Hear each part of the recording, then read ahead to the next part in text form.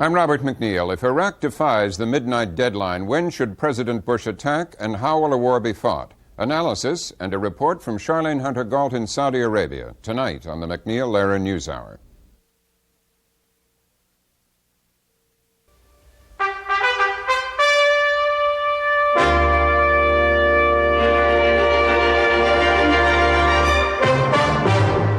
Good evening. On this January 15th evening, war appeared all but certain as the midnight deadline for Iraq's withdrawal from Kuwait drew near. A French attempt to launch one more UN peace mission to Baghdad failed. President Bush met with his military and security planners at the White House. We'll have the details in a moment. Robin? On tonight's NewsHour, we have a full roundup of Gulf developments. Then we analyze what happens if Iraq defies tonight's midnight deadline. How soon should President Bush attack? And what kind of war will it be? We'll hear from generals, diplomats, and analysts. We close with a report by Charlene Hunter-Gault with U.S. forces in Saudi Arabia. Funding for the NewsHour has been provided by AT&T. AT&T has supported the MacNeil-Lehrer NewsHour since 1983 because quality information and quality communications is our idea of a good connection. AT&T, the right choice. And by PepsiCo. And made possible by the financial support of viewers like you and the Corporation for Public Broadcasting. There seemed little chance tonight of avoiding war in the Persian Gulf. The Premier of France said late today, the time to use force has, alas, arrived. He said it after a last-minute peace plan failed to gain approval from the U.S. or Iraq. White House spokesman Marlin Fitzwater told reporters today an attack against Iraq would probably come sooner rather than later after tonight's midnight deadline. Iraq's President Saddam Hussein visited his troops in Kuwait this evening.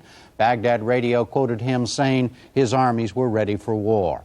In Baghdad, Iraqis rallied to support their president. We have a report by Brent Sadler of Independent Television News.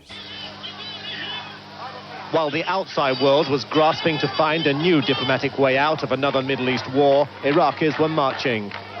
In the capital and major cities, people were told to participate in demonstrations called Challenge Day. Withdrawal from Kuwait by tomorrow is a precondition of all the various peace initiatives, a condition that Iraq won't meet and will be the cause of war if and when it starts. Demonstrations like this purport to illustrate a nation both battle-hardened and battle-ready. It's an essential element in Iraq's psychological outlook. It runs in parallel between the people and its army. We are standing for our country, okay, and we will fight. We will defend our country because this is our job. It's better to die with your head up rather than to be humiliated. Iraqi understanding of the approaching conflict is that it will be waged for Iraq, for the re-establishment of Palestine, and against foreign troops in the Gulf. From soon after sunrise here tomorrow, the UN-imposed deadline expires. There is some apprehension in Baghdad tonight.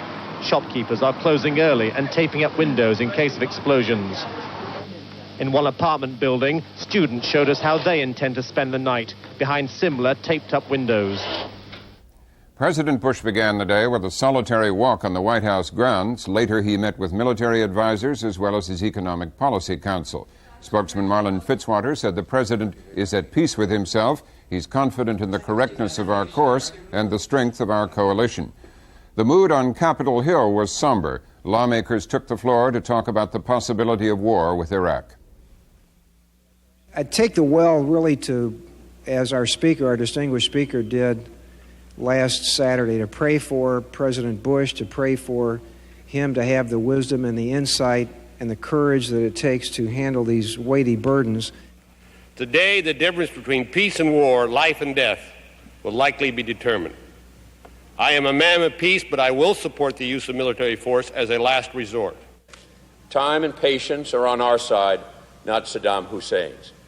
But as President Bush has indicated many times with respect to January 15th, today's ominous date is an authorization, not a deadline for war. Anti-war demonstrators continued their efforts today. In Washington, hundreds of people rallied in front of the White House. They included Peace Corps volunteers evacuated from Middle East countries. More than 24 people were arrested. In San Francisco, protesters surrounded the downtown Federal Building, preventing employees from entering. Some of the protesters were zipped into black body bags. In Bloomington, Indiana, demonstrators marched through the streets. They carried signs saying, "Let sanctions work." In New York, 5,000 people demonstrated outside the United Nations. 5 people were arrested when they tried to climb the railing around the building. Another 30 were arrested for blocking traffic. There are now 680,000 Allied troops deployed in Operation Desert Shield, 415,000 of them American. Pentagon spokesman Pete Williams said today 45,000 U.S. troops had joined the force in the past week. He gave this assessment of Iraqi strength.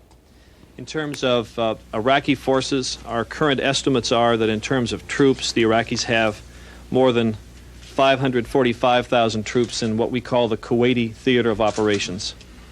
That's up 5,000 from our last briefing last Thursday. There is no evidence that we can detect of their change in their fundamental posture, which is they're in a defensive posture, although they retain the capability to go on the offensive on very short notice, which is what we've been saying here for quite some time. We don't see any evidence that they're in any way pulling out of Kuwait. Quite the contrary. From our last briefing, the number of forces, tanks, artillery pieces, and so forth has gone up, which is certainly not consistent with their withdrawal.